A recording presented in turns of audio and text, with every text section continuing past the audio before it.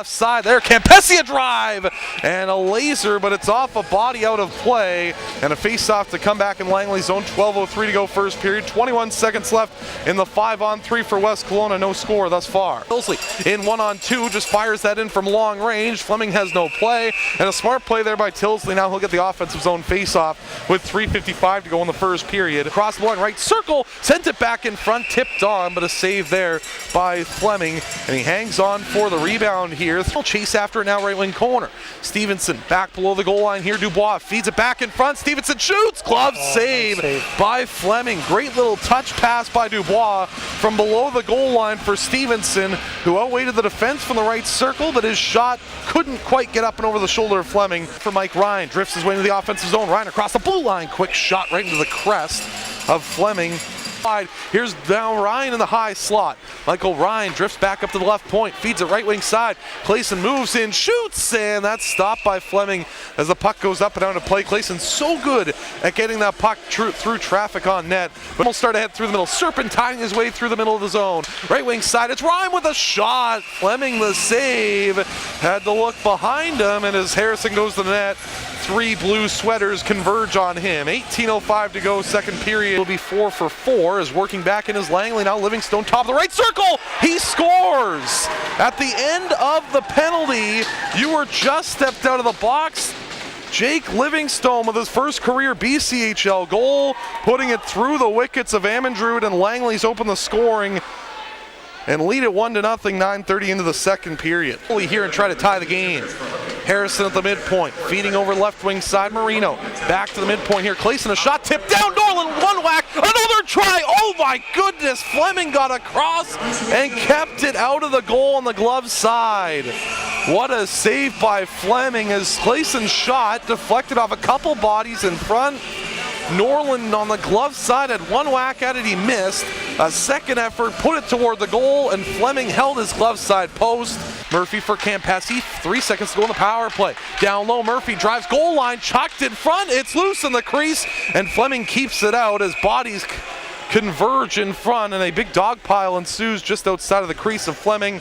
Campesi onto it, left wing corner. Back to the left point, head, holding, shooting, deflected, puck loose, Murphy scores! You know, I was a little worried there. That puck was just lying right on the stick of Murphy. I was hoping he didn't shoot it wide with all the little bit of tough luck we have with the puck. But, you know, a couple lucky bounces right onto Murphy's stick, and Fleming was out of the play as he just shoveled it home, tie the game up. But you're going to have to give that one to Campesi. He worked really hard getting it back to the defense, which, you know, caused that goal to happen.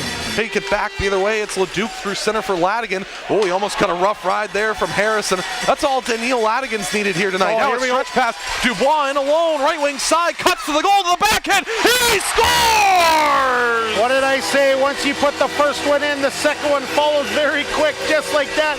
Dubois on a breakaway to give the Warriors a 2-1 lead. You're going to have to give that one to Jake Harrison on a big hip check on the Langley player, and then springs Dubois for a 2-1 lead.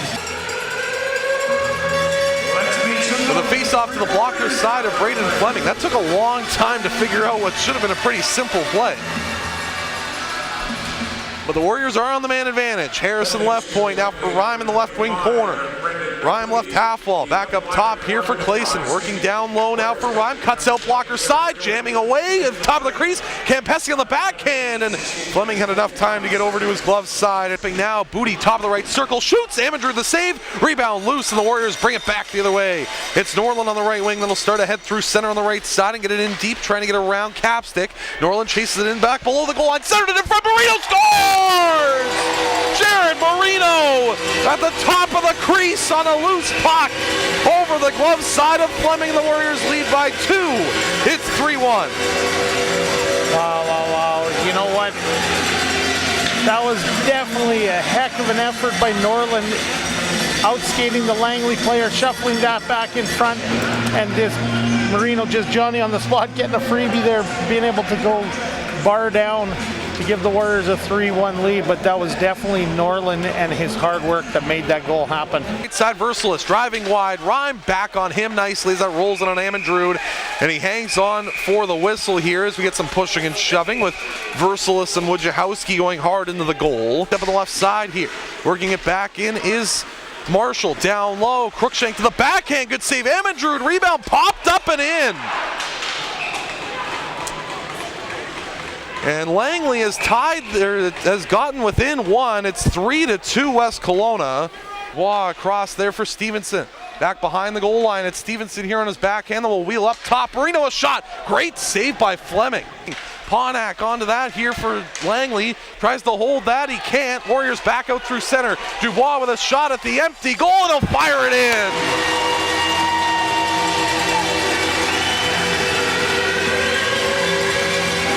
Chase Dubois into the empty goal from center ice, and the Warriors regain their 2-goal lead and lead it 4-2 late. Tip wide of the goal, center back in front by Butte. Ewart slows it down, off a body and back to center. Tamaris racing onto this, he's got the empty goal ahead of him and he'll slide it in.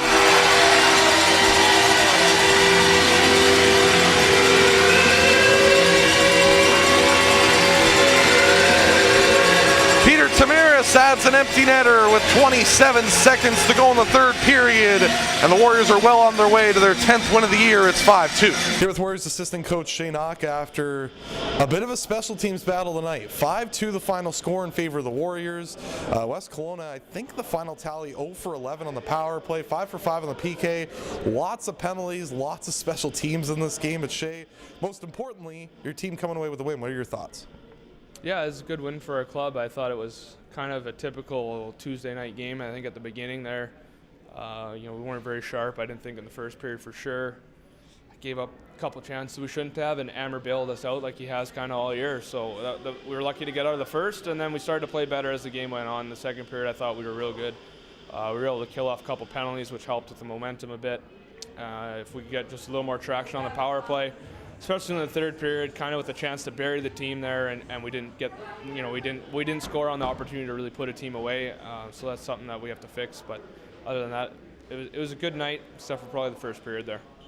Is it nice to see the guys kind of rally behind it? Obviously, the first goal that Langley scored is a goal that I don't think anybody wants to see go in. Obviously, one that Nick Amandrew's going to stop 9 times out of 10. But is it nice to see your team kind of rally behind that, score 2 goals quickly after that to get the lead back? We probably deserved to be down a goal by that point in the game anyways.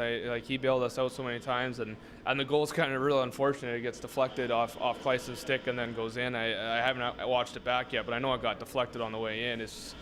But they probably deserved that goal the way they played through the first maybe 30 minutes or whatever it was there, but we deserved to be down a goal. Maybe it was a good wake-up call. We were a bit complacent in our game up until that point, and we were able to turn the tide a bit. I thought in the second period we controlled the majority of the game, and we're able to get that goal. Finally maybe get a bounce go our way on that first goal where a loose puck comes to RJ, and then the second one in transition. It's good to see Chase get a goal off a play like that. Looking at this game, penalties on penalties on penalties is a big story, and 0 for 11 on the power play. Obviously a bit of a concern, but nonetheless, your team was able to kill off the penalties that they needed to take or needed to kill. And in the third period, it was a little bit of a good time waster for your team when you're up a goal or you're up 2 goals to get that time elapsed. Then obviously a bit of an unfortunate situation at the end when Jake Harrison took a rough looking hit. Yeah, it's strange when you call 18 penalties in a game or whatever it was, and yet when a defenseman gets hit like that, coming around the net without the puck, that's the style of hit that every league is getting rid of. But it happens in our league, and nothing will happen there unless he's hurt. So it's a guy gets away scot-free, and that doesn't really happen in most leagues, but it does happen in ours. And it's unfortunate that happens to young players in our league. It's really, when you look at stuff, that's something that everyone's trying to get rid of, but unfortunately it still happens here. Appreciate your time. Thanks for this, Shane. Congrats on the win. Thanks, Trev. Here with Chase Dubois, forward for the Warriors. A 2-goal performance for you tonight, Doobie, after a 5-2 win for your hockey club here tonight. First of all, your general thoughts on the game. You're an offensive guy. A lot of special teams time here tonight, and a bit of a funky one when it comes to penalties and to all the special teams time, but in the end of it all, it's a win for your hockey club. Yeah, I thought the first period was a little sloppy on our part, but then we picked it up in the second and third periods there, got better. Yeah, it was a strange one with all those penalties for sure, but it was good that we got the win even though we couldn't really capitalize on all those power plays. Take me through your first goal of the hockey game, a loose puck in the neutral zone, you picked it up. Good speed here so far tonight. We saw some great speed from you tonight, drawing a penalty in the first period, and then the second period getting that breakaway goal. Yeah, in the first period I thought I was gone. He hooked me a little bit or whatever on the play. I still thought I was good, but I don't know what happened. Lost all control and just drew a penalty. But then I knew I had redemption when I had a little step on that guy. Nate Riley gave a perfect pass on my stick, and I burned him, and it went in. So that was good to see. It was nice to get a goal at home ice. I haven't scored once this year at home, so it was a good monkey off my back for sure. You mentioned a good monkey off your back. It's nice to see the scoring up and down the lineup. Obviously, you on a line with Parm Dollywell and Chase Stevenson so far this year, played pretty well, and seeing scoring throughout your whole entire lineup. Obviously, you get guys like RJ Murphy, Willie Rime into the fray. Jared Marino scores a goal tonight, so you must be happy. It's not like a bunch of weight on your line's shoulders to get all the offense. Oh, for sure. It's good. Like at the start of the year, I thought that, I had a lot of pressure on myself and my line to produce, but seeing that these other lines are producing and getting it done consistently, it really helps us just settle down and play, and we can just play our game out there.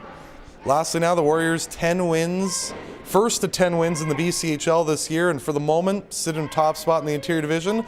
I know it's early on in the year, but must be rewarding for you and your teammates to see the Warriors in the top spot. Yeah, definitely feels good to say you're in first place, especially in the interior division, the best junior A division in all of Canada. It's outstanding. It's really rewarding, and we deserve it. We come to work every day at the rink, and yeah, we deserve it, and it feels good, and we're gonna definitely try to hang on to this.